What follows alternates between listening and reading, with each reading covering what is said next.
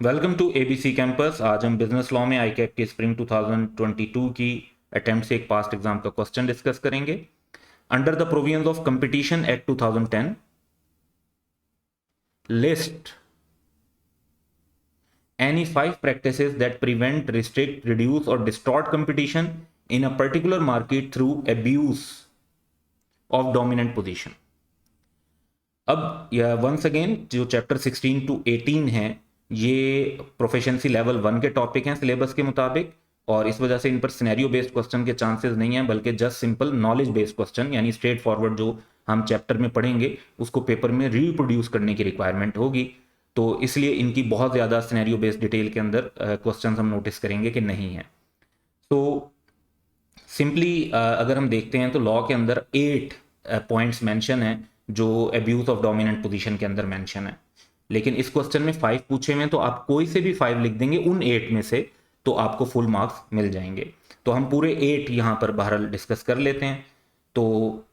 Competition act के मुताबिक following are the practices that prevent, restrict, reduce और distort competition through abuse of dominant position. Unfair trading condition जैसे production sales को limit करना या prices को इंक्रीज करना।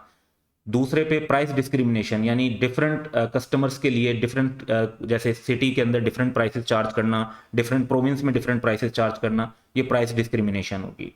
फिर होता है टाइम्स, जहां पर आप एक गुड्स या सर्विस दे रहे होते हैं और उसके साथ शर्त लगा देते हैं कि हमारी ही कोई दूसरी गुड और सर्विस भी आपको लाजमी खरीदनी पड़ेगी वरना ये पहली चीज़ भी नहीं मिलेगी। अब जैसे पेट्रोल पंप अगर पेट्रोल सेल करने के लिए साथ ही ये शर्त लगा दें कि आपको एक और आइटम भी हमसे खरीदना पड़ेगा जिनका आप कहते हैं कि उसकी वजह से टाई इन हो गया कि पेट्रोल लेने गए थे लेकिन वो दूसरी चीज़ भी खरीदनी पड़ गई क्योंकि उसके बगैर पेट्रोल नहीं मिल रहा था, तो ये टाई इन भी कंपटीशन के अगेंस्ट आते हैं।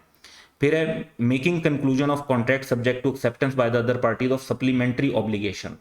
यानी आप एक पार्टी को कहते हैं कि हम आपको चीज़ें सेल तब करेंगे जब आप हमें कोई रॉ मटेरियल सप्लाई करें, जब आप हमारे पास एम्प्लॉयमेंट का काम करें, या आप हमारी जो है एक और सर्विस जो है उसके लिए सब्सक्राइब करें। तो इस तरह की जो शराइत होंगी वो भी कंपटीशन को डिस्टॉर्ट करती हैं और वो भी एब्यूज ऑफ डोमिनेंट पोजीशन होगी।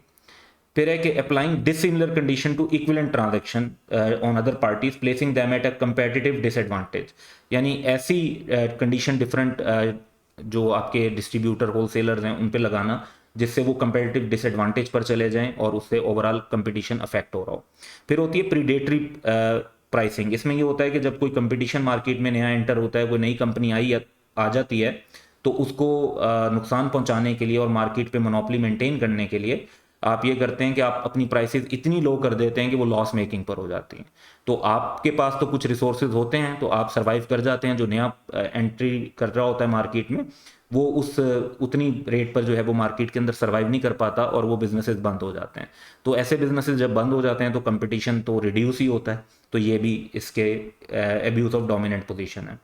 बॉयकॉटिंग और excluding any other undertaking from the production, distribution और सेल ऑफ एनी गुड्स और सर्विसेज, जैसे कुछ कार्टेल बना लेते हैं कि 4-5 जो मेन कंपनीज हैं वो आपस में जो हैं वो मिलकर प्राइसेस और दूसरी चीज़ें तय करती हैं, और जो कुछ उनमें से 1-2 कंपनीज हैं उनको बिल्कुल साइड लाइन कर देती हैं, उनको प्रोडक्शन, डिस्ट्रीब्यूशन और इन चीज़ों के अंदर शामिल नहीं करती हैं, जिससे वो डिसएडवांटेज पे जाते हैं और फिर वो अक्सर उन कंपनीज को बंद होना पड़ता है, तो फिर वो कंपटीशन इफेक्ट होता है। या रिफ्यूजिंग टू डील, कि आप कहेंगे जी आप प्रोडक्शन कर तो रहे हैं लेकिन आप सेल करने से इनकार कर देते हैं, तो ये भी कंपटीशन के बेसिकली अगेंस्ट हो जाता है कि शॉर्टेज क्रिएट कर रहे हैं और इस तरह की चीज़ें कर रहे हैं। तो ये 8 पॉइंट्स हैं जो लॉ में मेंशन है, आप इनमें से कोई से भी 5 अगर मेंशन कर देंगे अपने आंसर के अंदर तो आपको फुल मार्क्स मिल जाएंगे। वंस अगेन याद रखें कि चैप्टर 16 टू 18 जो हैं वो ऐसे चैप्टर हैं जिनका प्रोफिशिएंसी लेवल 1 है और इनमें ज़्यादा डिटेल के अंदर जो है सिनेरियो